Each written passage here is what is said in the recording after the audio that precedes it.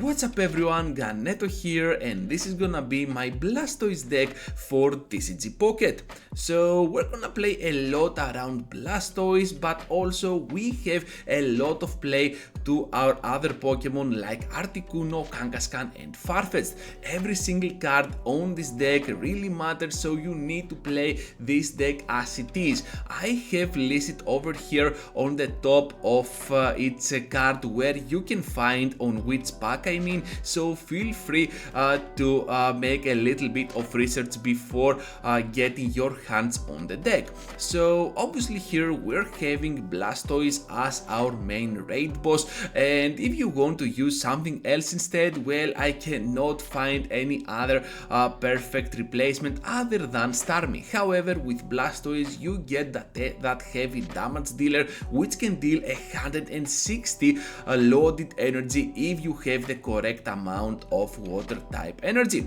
So with that aside, we also have Articuno, Kangaskhan and Farfetch'd. Those three can easily handle your opponent's team as well. So even if you do not get your hands on Blastoise, perhaps you can get a second try with Articuno, especially when you can land those Misty's heads. But also if you can go ahead and use Farfetch'd early on, as it can do some really nice heavy damage with only one water type energy attached to it.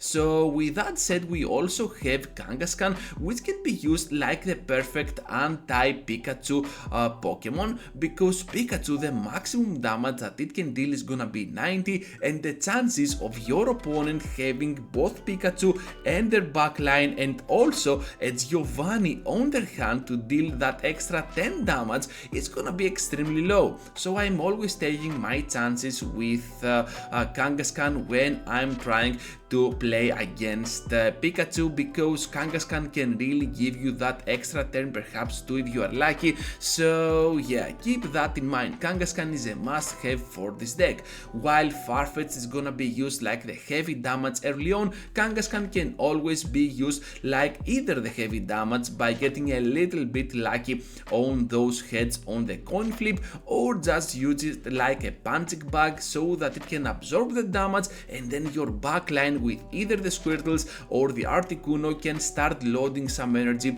so that you can do the real heavy damage later on. So what I like about this deck is its ability to have the upper hand not only with Blastoise but also with Articuno, but to do that you have to use a Misty in the process. Most of the times, at least to my experience, the tails always comes up, but when you get that head, obviously you're gonna have a great time overall. Even with one extra energy, Articuno can be pretty good, because with one more attached to it, which you get free every single turn, you can absolutely be devastating to your opponent early on, especially when they're still trying to build up their bench.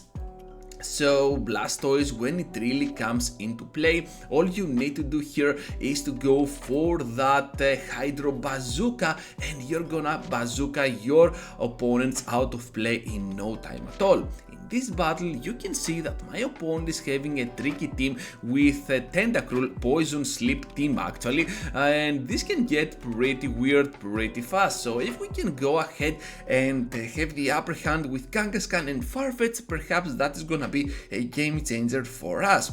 Obviously, you always need to take your the matter into your own hands with Professor Oak and Pokeball, which are 4 cards in total, 2 from each, that you have to use in every single deck to empty your deck and get that extra Pokemon that you need on your hand. What I like to do with this deck is to always go with either the Articuno or the Farfetch'd or even the Kangaskhan up in front, see what my opponent has to offer, while I always try to build my Squirtle family at the back.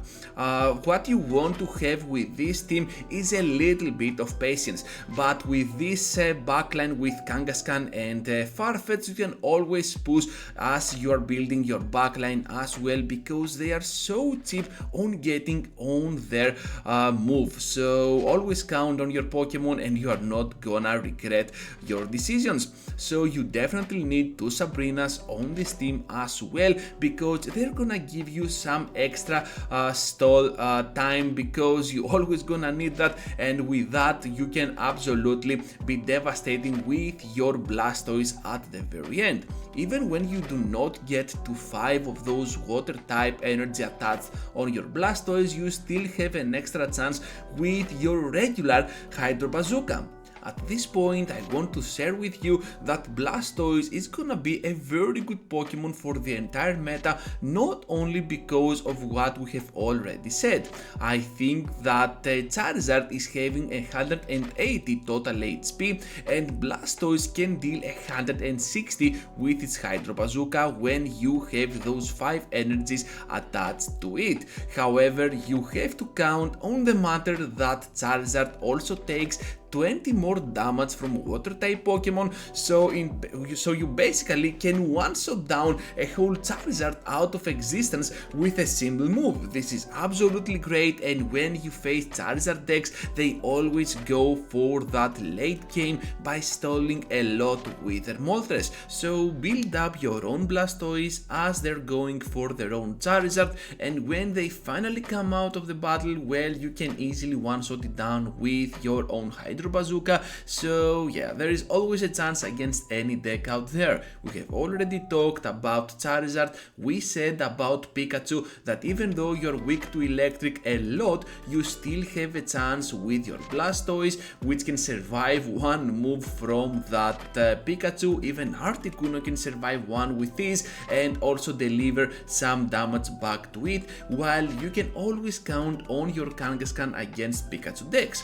So with that in mind, now I want to also share with you that whenever you face something like a Raichu, which can come with a Lieutenant Surge out of nowhere built up with energy, if you know the strategy, you know, even Blastoise can survive the heavy Thunderbolt, not with ease, but still it can survive with 20 HP, which is absolutely the key over here.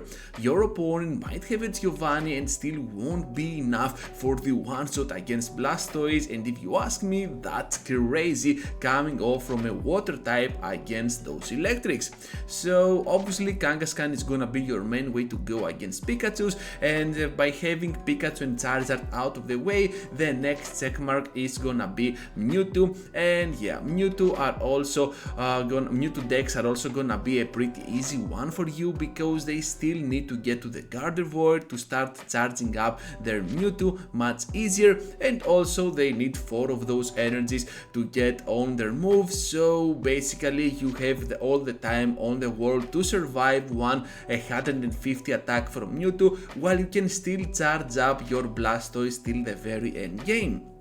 Overall, I think that even Farfetch'd is gonna be pretty good against Mewtwo decks, because it has 60 HP, which is another key element of this deck. It can survive the 50 damage move that Mewtwo is having, deliver some heavy pressure on the opponent, on the Mewtwo, and not only that, even against something like a Ralts or Kirlia or even Gardevoir, it can still be a menace with that 40 damage in total. So Dragon decks are also gonna be kinda weird for you, because if they charge up to that Dragonite, it's absolutely a coin flip for the opponent to get that heavy damage on your team. But the main drawback that Dragonite is having is that if your opponent is having a lot of Pokemon, that damage has a chance to be spread and absolutely lose almost no Pokemon at all in the process. So what you want to do with this deck is to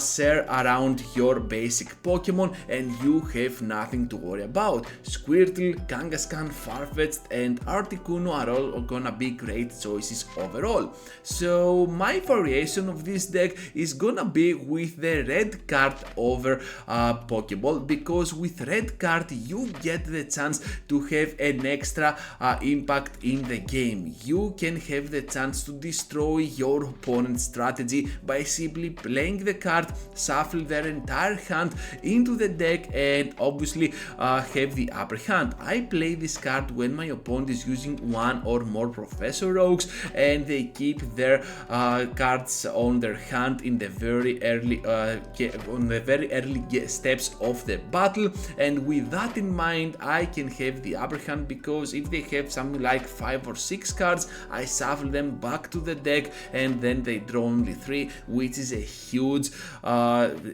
impact on the entirety of the game. So with X speeds you can absolutely switch out your Articuno out of any circumstance, especially when you have 2 on your hand, because you can have a free retreat, and that is absolutely crazy. Kangaskhan on the other hand is gonna be kinda trickier to get it out of play, but this is why I have a Farfetch'd and not a second Kangaskhan on this deck. I think that switching out is gonna be pretty good for you, and with Kangaskhan you might have the extra HP level, but it is kinda harder to go for the retreat. I do not think that I have anything else to say for this deck. It is absolutely awesome. Play it and write down in the comment section what you have to say about this strategy. Thank you for watching everyone, and as I always say, better have fun than going for that extra grind. So that is gonna be all for today, and I hope to see you all into the next one.